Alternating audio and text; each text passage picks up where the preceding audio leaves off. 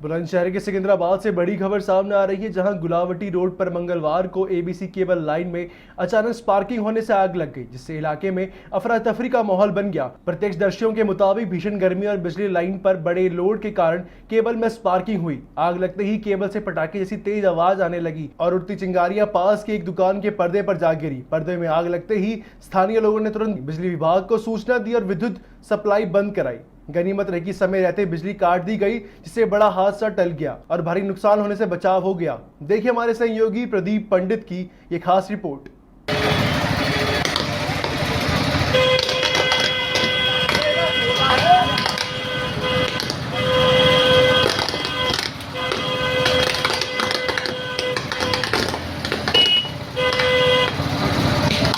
Light वालों को phone कर दो कोई।